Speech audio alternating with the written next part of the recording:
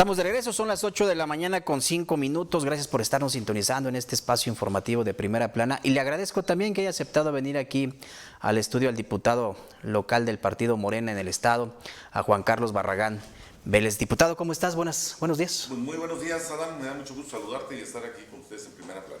Al contrario, muchas gracias a ti. ¿Qué te deja este 2024? ¿Qué saldos? Un año ¿Ves? con mucho trabajo, muy intenso, con mucha actividad legislativa. Desde la 75 legislatura se atraviesa el proceso electoral, nos toca repetir y ser reelectos en el mismo distrito, y hoy pues dedicados a la tarea legislativa y al territorio.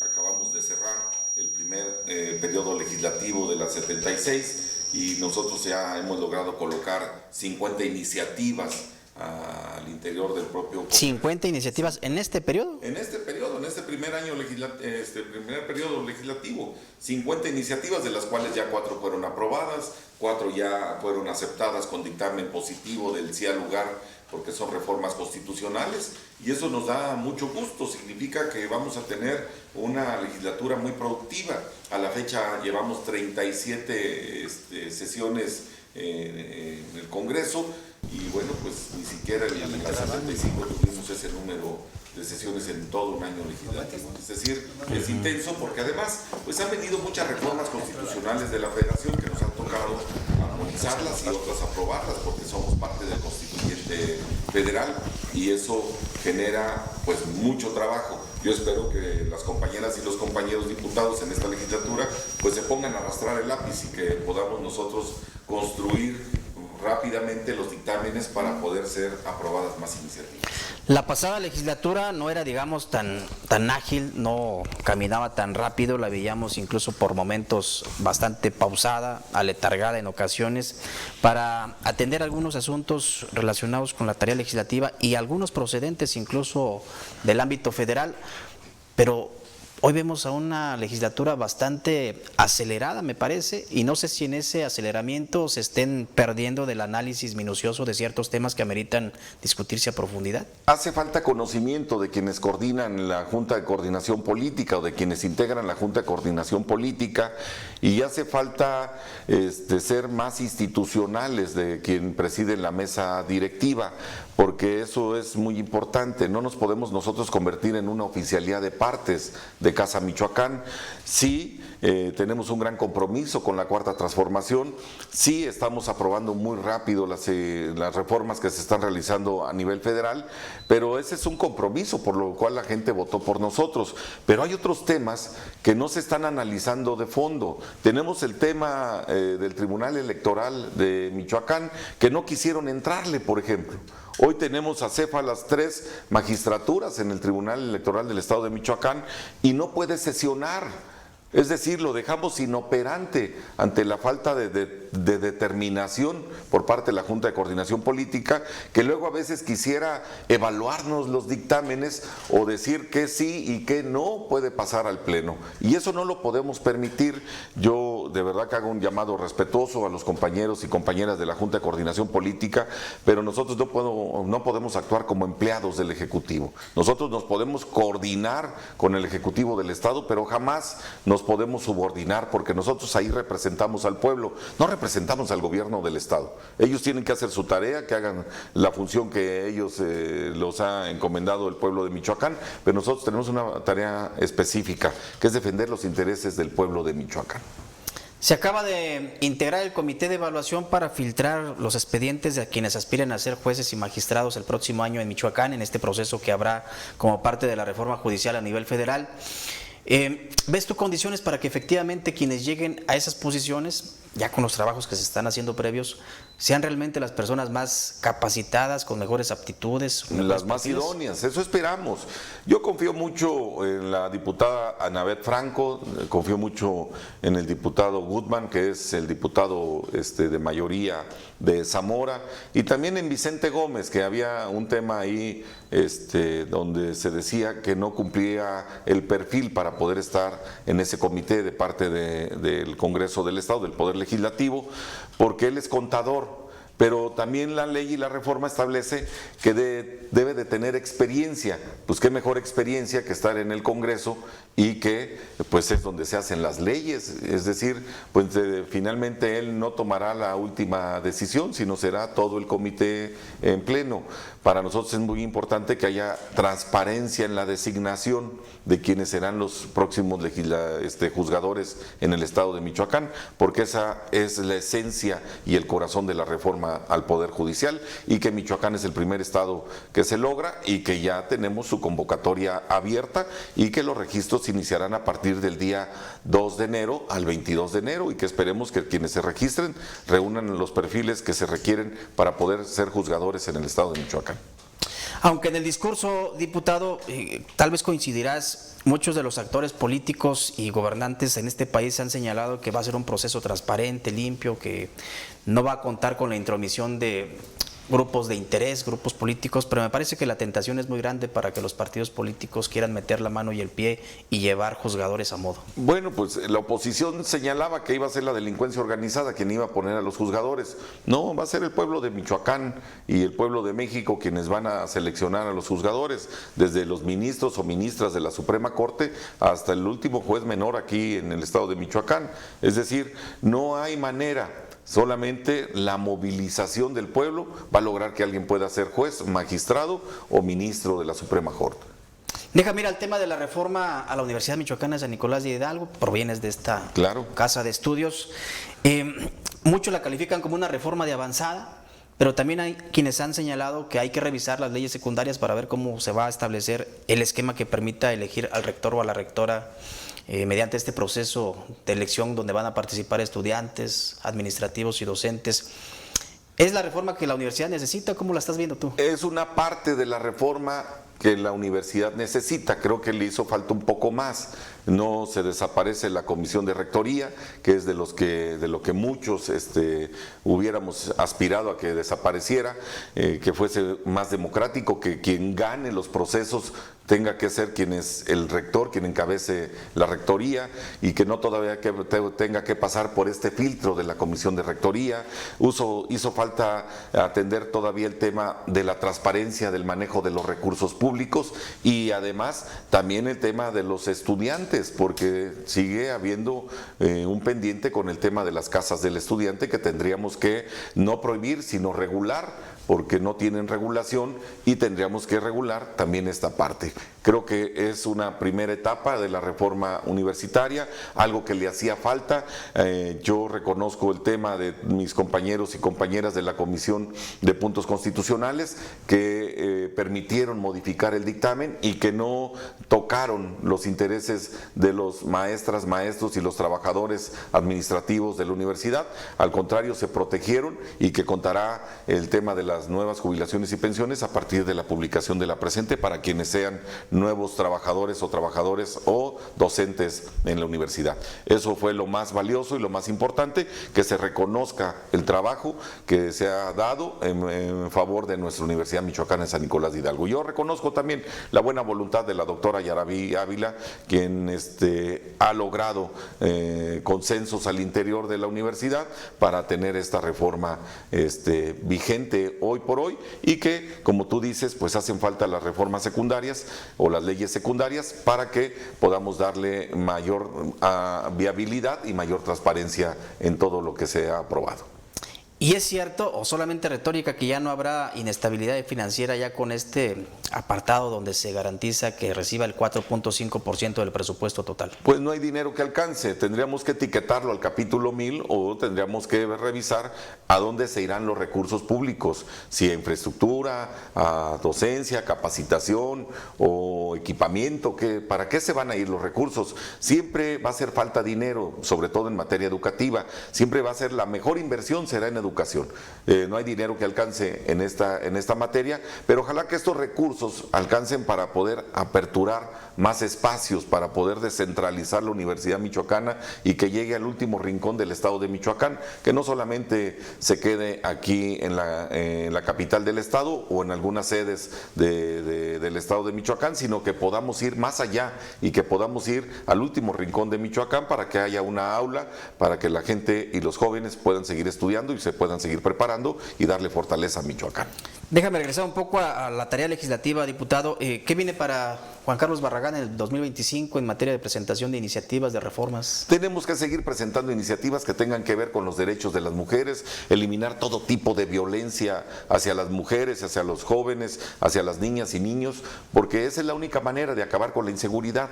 La violencia se genera e inicia en las casas, de la puerta hacia adentro. Tenemos que hacer que se persiga de oficio la violencia familiar, por ejemplo, que se acabe la violencia en el noviazgo, que se sancione ya la violencia en el noviazgo. Todo lo que está pasando en nuestra ciudad y en el estado de Michoacán tiene que ver con la parte esta de la violencia que se genera desde el hogar o desde el seno familiar. Todo tipo de violencia tenemos que sancionarla y tenemos que endurecer las penas. Y ahí tenemos varias iniciativas que se quedaron pendientes desde la 75 legislatura. Vamos a seguir insistiendo, pero también tenemos que ver con otro tipo de iniciativas que generen seguridad y estabilidad social a nuestro estado de Michoacán. Tenemos que revisar el tema del presupuesto, darle seguimiento a lo que aprobamos, que sí sea suficiente, que no se desvíen los recursos, que sea transparente y que se aplique donde se tenga que aplicar. Es decir, el trabajo legislativo tiene que ser permanente, no solamente presentar o de vez en cuando subir para sacarse uno la foto en el estrado, en la tribuna y quedar bien con los que votaron por ti. No, es que verdaderamente escuches a la gente y que todas las iniciativas que hemos llevado nosotros al Pleno son resultado del diálogo y la apertura que hemos tenido con la ciudadanía de nuestro distrito y de todo el municipio de Morelia.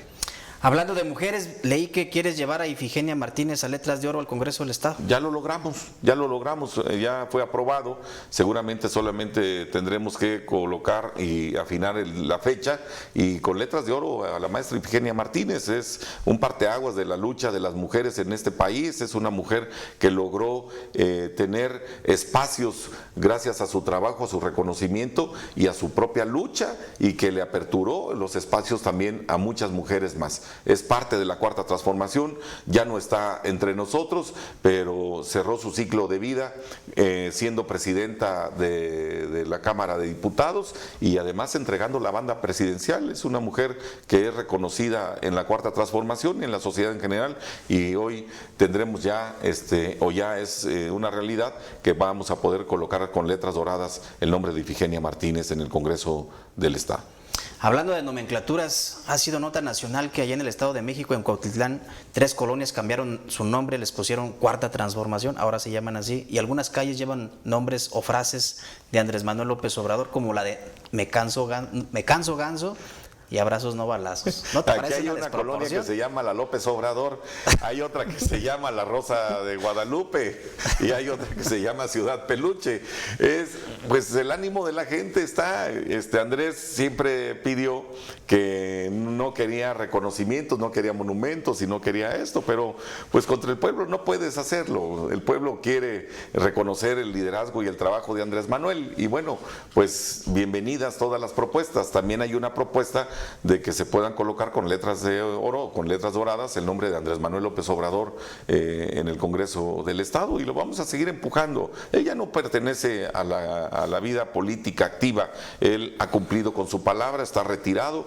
Desde que entregó la banda presidencial no ha vuelto a aparecer públicamente, está dejando el espacio, está permitiendo que se gobierne de la mejor manera y que asuma el control total del Poder Ejecutivo la doctora Claudia Sheinbaum, y creo que a la fecha pues ahí la lleva, y la lleva muy bien. Creo que sus números, su aceptación en el pueblo de México pues está por encima de la aceptación que tenía el propio Andrés Manuel López Obrador. Entonces vamos por buen camino, significa que las mujeres saben gobernar. 2 temas finalmente, si me permites, diputado. Uno, ¿cómo avisoras el camino hacia el 2027? Vemos como que cada vez se van acentuando más la división entre 2 equipos políticos dentro de Morena en Michoacán, el equipo político del gobernador Alfredo Ramírez Bedoya y el equipo político de Raúl Morón Orozco. ¿Cómo se avisora? ¿Cómo le irá a Morena con esta división? Esa es una pregunta muy importante. Decirte primero que el gobernador de Michoacán va a tener siempre nuestro respaldo y nuestro apoyo en todos los sentidos. Es parte de nuestro proyecto estatal, él lo encabeza en Michoacán, pero también decirte algo muy importante, que nosotros no vamos a permitir que se nos imponga nada. El pueblo de Michoacán está cansado de que se les impongan las cosas. Si intentan descarrilar el proyecto que encabeza Raúl Morón Orozco, lo vamos a defender. No es un tema de hombres o mujeres, ni siquiera un tema de género, como lo intentan decir algunos compañeros o compañeras que tienen interés en que Raúl no pase. Raúl hoy por hoy tiene las preferencias en todas y cada una de las encuestas en el estado de Michoacán. Nosotros vamos a defender ese proyecto. Yo estoy convencido de que Raúl será nuestro candidato y será el próximo gobernador de Michoacán. Yo avisoro que va a haber unidad, que las condiciones y las cosas van a cambiar al interior de nuestro propio partido, que el trabajo y las tareas que tenemos encomendadas de parte de nuestra dirigencia nacional van a quitar este problema de en medio, porque pues generan un problema quienes intentan descarrilar un proyecto político, y creo que Raúl ha sido un hombre con mucha sabiduría y con mucha capacidad, y ha sabido esperar y a ser muy resiliente en el tema de la política, y hoy está caminando y está avanzando y está construyendo. Es decir, ojalá que pudieran crecer más perfiles, que no sea solamente el único perfil Raúl, que haya más perfiles con la capacidad de Raúl para que haya una mejor competencia en el proceso interno, pero además que no haya ninguna posibilidad de que la oposición pueda tener una posibilidad de quitarnos el liderazgo en Michoacán. Así que yo creo que vamos a caminar juntos, solamente pues son tiempos luego del pataleo al interior, porque las cosas luego no se les acomodan políticamente, pero yo estoy convencido de que Raúl será quien encabece el proyecto en Michoacán. ¿Y si determinan que sea género, mujer? Pues es que el género lo determina quien gane las encuestas, y hoy por hoy Raúl gana las encuestas. Si el día de mañana una compañera del movimiento gana las encuestas, pues será ella la que encabece el proyecto. Esa sería la única vía, ni siquiera con reforma constitucional como lo están planteando, porque no aplicaría la retroactividad, sino es a partir de la reforma se elige quien gane el proceso. Si es hombre o mujer, pues a partir de ahí contará el tema del género. Te lo comento porque el nombre de Fabiola también ha estado sonando últimamente. La respeto mucho a la compañera coordinadora, creo que le hace falta meterse más al trabajo legislativo, que pueda coordinar mejor al grupo parlamentario y que pueda dirigir mejor la Junta de Coordinación Política. Ahí es donde tendría que estar estableciendo su ruta de trabajo y no pensando en otro cargo en este momento. Y creo que la respeto siempre, pero pues conocen a Raúl, conocen el trabajo en Michoacán, y creo que bien dice ella que conoce Michoacán, pero pues muy pocos la conocen a ella, y lo digo con mucho respeto. ¿Y con base en las encuestas te sientes desde ahorita con la candidatura en Morelia en la bolsa? Yo voy a seguir trabajando por Morelia. La gente sabe el trabajo que tenemos. Si alguien conoce las 1,200 colonias, las 164 comunidades y las 14 tenencias, somos nosotros, y no paramos un solo día. Nosotros vamos a seguir trabajando, y llegado el momento, te lo puedo decir, sí tengo interés en participar en el proceso interno y tengo la capacidad y la experiencia para gobernar la ciudad. Así que, pues vamos a esperar. Ojalá que también haya más compañeras y compañeros que tengan la misma aspiración, para que se pongan a trabajar en el territorio y no en el escritorio, y que quieran sacar las candidaturas desde México, porque luego ya ves lo que les pasa, que ni siquiera son competitivos para poder posicionar nuestro movimiento. Nomás no vayas a poner el nombre a las calles de Me Canso Ganso o algo así. Lo que diga el pueblo, lo que el pueblo defina. Finalmente, un nombre en una calle o un monumento no cambia las cosas. Lo que tenemos que hacer es trabajar sin corrupción, acabar con la corrupción, mejorar la condición de vida de nuestra gente, acabar con los problemas que se tienen en materia de servicios públicos. La gente lo que quiere es tener seguridad, tener agua potable, tener drenaje, tener calles pavimentadas, alumbrado público, una recolección de basura eficiente, y que haya oportunidades para todas y para todos. El sector empresarial, la micro, mediana empresa, pues quiere que haya oportunidades, que en lugar de que los estén molestándole, el gobierno les ayude, y para eso tenemos mucha experiencia. Yo ya fui director general de Desarrollo Económico en la Ciudad de México, en Coyoacán, y he tenido varios espacios de responsabilidad aquí en Michoacán, y le va a ir bien a Morelia si nosotros encabezamos el proyecto. Muy bien, diputado, gracias por estar aquí nuevamente. Sí, hombre, muchas gracias. Falta mucho tiempo, hay que ponernos a trabajar. En el 27, el 27 lo vemos en el 27, apenas vamos a llegar al 25. Muy bien, pues gracias, diputado, Gracias, nuevamente. Muchas gracias. Vamos a una pausa, por favor, no le cambie, le tengo el regreso más información.